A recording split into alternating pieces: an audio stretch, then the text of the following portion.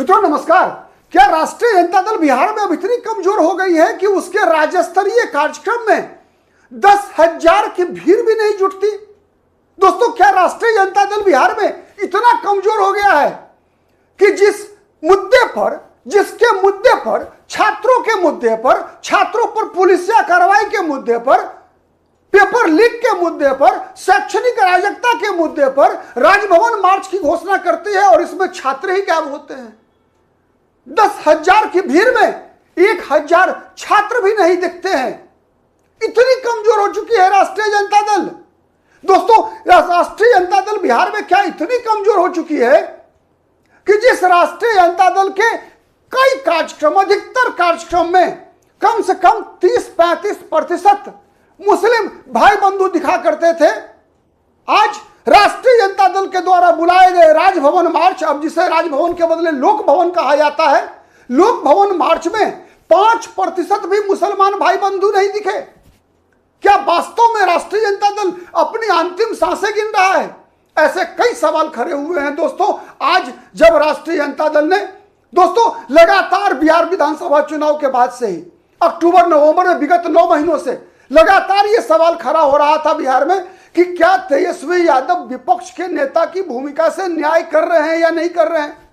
क्यों तेजस्वी यादव ऐन मौके पर जब जब बिहार विधानसभा का सत्र चलता है विदेश चले जाते हैं, जब जब बिहार में कोई बड़ी घटनाएं घटती है तेजस्वी यादव मौजूद नहीं रहते हैं? लगातार ये सवाल खड़ा हो रहा है दोस्तों। आज जितनी भीड़ तेजस्वी यादव के इस राजभवन लोक भवन मार्च में थी, सिवान में जो पुलिसकर्मी ने AK-47 से छात्रों को दौड़ाया था, इस मुद्दे पर बुलाए गए राजभवन मार्च में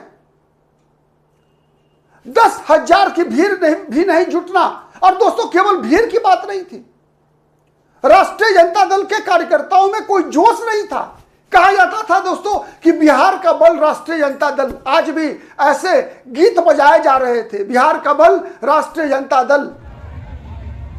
लेकिन दोस्तों, जो राष्ट्रीय जनता दल लालू प्रसाद यादव के दिनों में गरीब रैला, लाठी रैला दोस्तों 10-10 लाख की भीड़ पटना में जुटा करती थी दोस्तों, जब लालू यादव का कॉल पूरे बिहार के लिए होता था, और आज 10,000 की भीड़ भी नहीं। और दोस्तों, ये भी जो भीड़ थी दोस्तों, इस भीड़ में अधिकतर कौन लोग थे?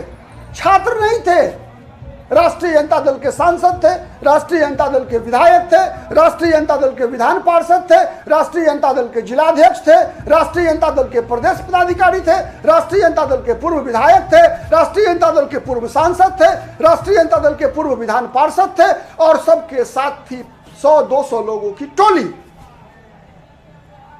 दोस्तों, इस 10,000 की भीड़ में 2,000 से ऊपर मैं कह रहा हूं तो मूक दर्शक होंगे। दोस्तों, आप देख रहे हैं पॉलिटिकल आइडिया और मैं हूं प्रदीप कुमार। दोस्तों, लगातार तेजस्वी यादव पर सवाल खड़ा किया जा रहा था, और सवाल केवल सत्ता पक्ष पूछ रहा था ऐसा नहीं है।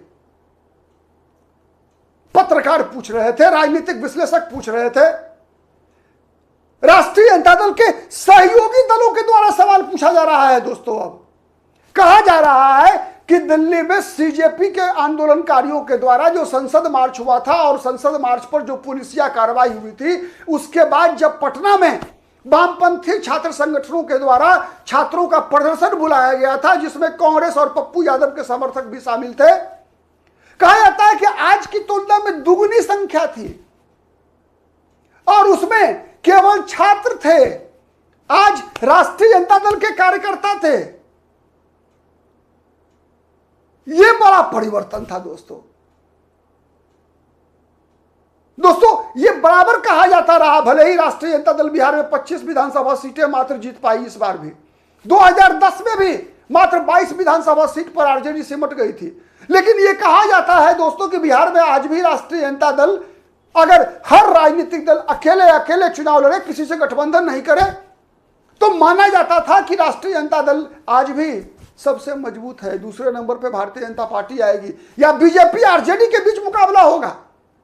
लेकिन दोस्तों, आज की भीड़ देखकर अब यह कहा जा सकता है कि राष्ट्रीय जनता दल का जो आधार था, वो आधार दरक रहा है, टूट रहा है। कि क्यों हो रहा है ऐसे। दोस्तों, पप्पू यादव संसद के सत्र के समाप्ति के बाद 13 अगस्त को संसद का सत्र समाप्त हुआ, उसका पटना पहुंचे।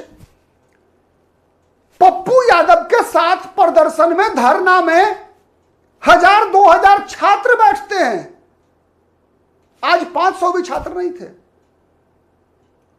पप्पू यादव के साथ सुच्चा छात्र थे, छटे हुए छात्र थे, युवा थे। पूरे देश भर में कहा जा रहा है जेनजी का आंदोलन, अल्फा आंदोलन, अल्फा जी। लेकिन बिहार में 500 छात्र नहीं जुटे थे तेजस्वी यादव के रैली में।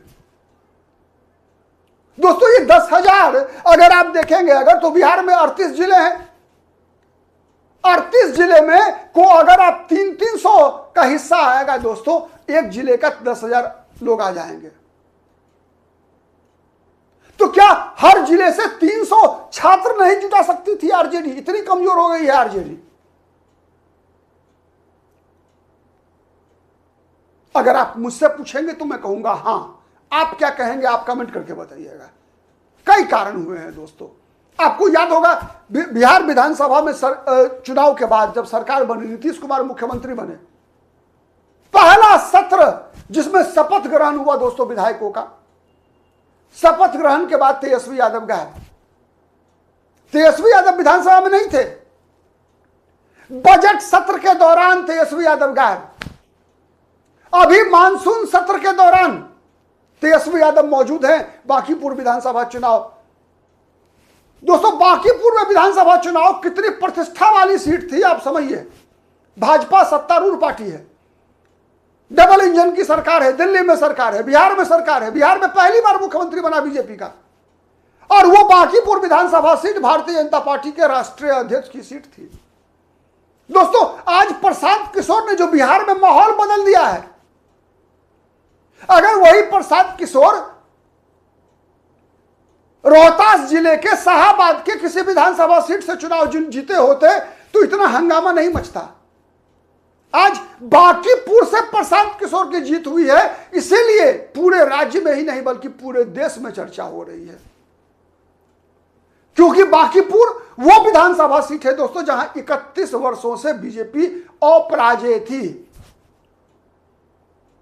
और वो सीट बीजेपी के राष्ट्रीय अध्यक्ष के इस्तीफा देने से रिक्त हुई थी। अगर ये सीट आरजेडी जीतती दोस्तों, कल्पना कीजिए प्रशांत किशोर के बदले आरजेडी जीतती, तो क्या माहौल आरजेडी के पक्ष में नहीं बदलता?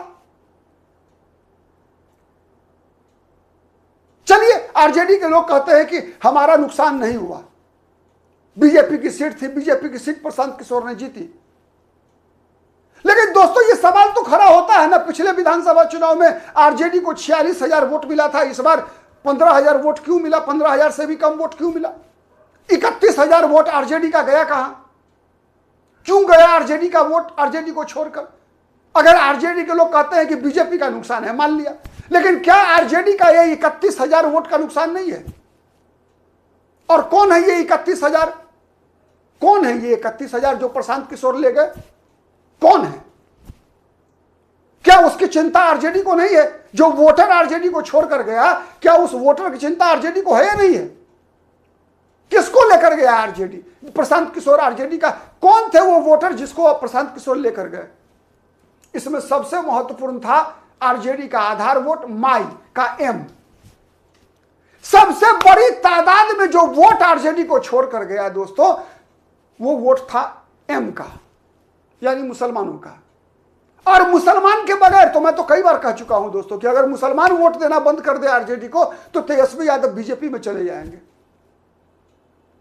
बीजेपी में शामिल हो जाएंगे। छोड़ दीजिए राष्ट्रीय जनता दल, वो खुद अपनी विधायकी बचाने के लिए, मंत्री बनने के लिए बीजेपी के साथ चले जाएंगे। आपने देखा ना, अभी 3 महीना पहले तेज प्रताप यादव लोकसभा चुनाव के बाद क्या बोल रहे थे कि मैं भी शिव भक्त हूं। किसको बोल रहे थे कि मैं भी शिव भक्त हूं? किससे मिलने की बात हो रही थी तेज प्रताप यादव की? तो जब तेज प्रताप जा सकते हैं तो तेजस्वी नहीं जाएंगे क्या? वोट बैंक की राजनीति है। अगर जिस दिन यह स्पष्ट इशारा हो गया, बांकीपुर में मुसलमान ने छोड़ दिया, सीमांचल के मुसलमानों ने आरजेडी को छोड़ दिया। जहां जहां मुसलमान आरजेडी को वोट दे रहा है, मजबूरी में दे रहा है, क्योंकि बीजेपी के खिलाफ दूसरा विकल्प जहां नहीं है। लेकिन कल्पना कीजिए कि कल प्रशांत किशोर का हवा बांकीपुर से बिहार में फैल जाए तो मुसलमान को तो प्रशांत किशोर को वोट देने में दिक्कत नहीं है।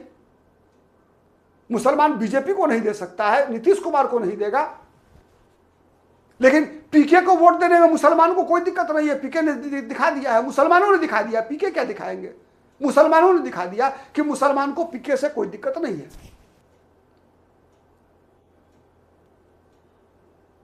तो ये चीजें दोस्तों जो आज इस रैली में दिखा, जो इस प्रदर्शन में दिखा, दोस्तों मैंने आपको विजुअल दिखाया, आप देखिए इसमें कि छात्र कितने हैं, कितने मुसलमान हैं इसमें। आरजेडी का जो गरीब गुरबा वोट बैंक था आरजेडी का, वो गरीब गुरबा जिसके बारे में लालू यादव कहा करते थे दलित, महादलित, सताए हुए, दबाए हुए, कुचले, कितनी आबादी है। आप भीड़ देखिए, कहा जाता है ना, तेल देखिए और तेल की धार देखिए। तो लगातार जब कहा जा रहा, कहा तो ये जा रहा है दोस्तों कि लगातार जब हर राजनीतिक दल आंदोलन कर रहा है तो तेजस्वी यादव भी चाहते थे कि चलो एक खाना पूर्ति हम भी करते हैं। तो क्या ये खाना पूर्ति है? दोस्तों बांकीपुर विधानसभा चुनाव में आरजेडी ने कांग्रेस से संपर्क तक नहीं किया। आप कितने सहमत है बताइएगा दोस्तों। मेरा मानना है कि आज भी बिहार में अब जो स्थिति है उसमें बिहार के मुसलमान तेजस्वी से ज्यादा राहुल गांधी की बात मानते हैं, तेजस्वी से ज्यादा पप्पू यादव पर भरोसा है उनको, तेजस्वी से ज्यादा कन्हैया कुमार पर भरोसा है। सच है कि नहीं है बताइएगा आप। बिहार में महागठबंधन को वोट देने वाला दलित, वो दलित मैं नहीं कह रहा जो एनडीए को वोट देता है, जो पासवान जाति के लोग चिराग पासवान के साथ हैं, उनकी बात मैं नहीं कर रहा। मैं उनकी बात नहीं कर रहा जो जीतन राम मांझी को वोट देते हैं। मैं उनकी बात कर रहा हूं दोस्तों जो आरजेडी को वोट देता आ रहा है, जो कांग्रेस को वोट देता आ रहा है, यानी जो विपक्ष को वोट देता आ रहा है। मैं उन दलितों की बात नहीं कर रहा जो हिंदुत्व के नाम पर भले ही उनकी संख्या कम हो ज्यादा हो, बात अलग है, बीजेपी को वोट देते हैं, उनकी बात नहीं कर रहा। मैं बात कर रहा हूं गैर भाजपाई दलित वोटर्स की। उनके बीच भी अगर सर्वे कराएंगे दोस्तों तो आज स्थिति बदल चुकी है। तेजस्वी यादव से ज्यादा लोकप्रियता आपको दिखेगी, आपको राहुल गांधी की दिखेगा, पप्पू यादव का दिखेगा, कन्हैया कुमार का। क्या यह सच नहीं है? क्या यह सच नहीं है कि तेजस्वी यादव अगर ऐसे ही कमजोर होते गए तो उनका वोट प्रशांत किशोर के साथ जा सकता है? यह करके प्रशांत किशोर ने दिखाया है बांकीपुर विधानसभा सीट पर उपचुनाव में।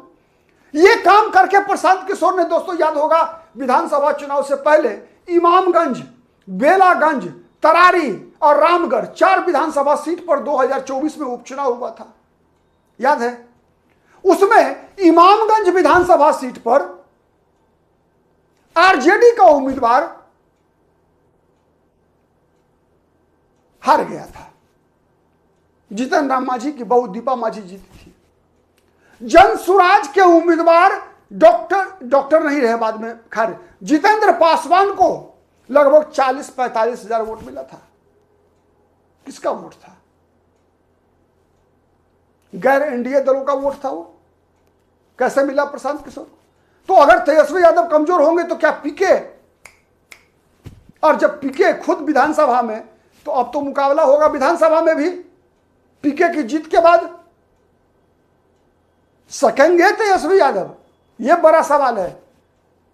पप्पू यादव अलग खूंटा हिला रहे हैं लगातार।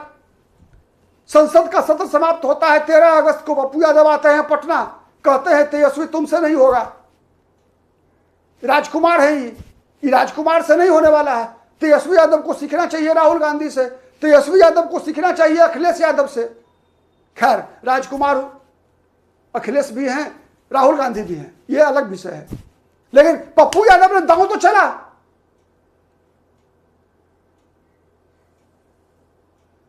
तो दोस्तों तीनों फैक्टर ऐसा है ना जिस कारण से तेजस्वी यादव लगभग आरजेडी का बोरिया बिस्तर बंद करवाना का इंतजाम लगभग कर चुके हैं। ये आज के प्रदर्शन से साबित हुआ, दिखा, स्पष्ट समझ में आया।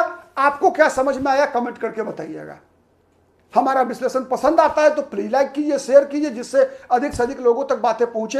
अब तक यदि सब्सक्राइब नहीं किया है दोस्तों तो प्लीज यूट्यूब पर सब्सक्राइब कीजिए, फॉलो कीजिए हमारे पेज को, फेसबुक पे, इंस्टाग्राम पर।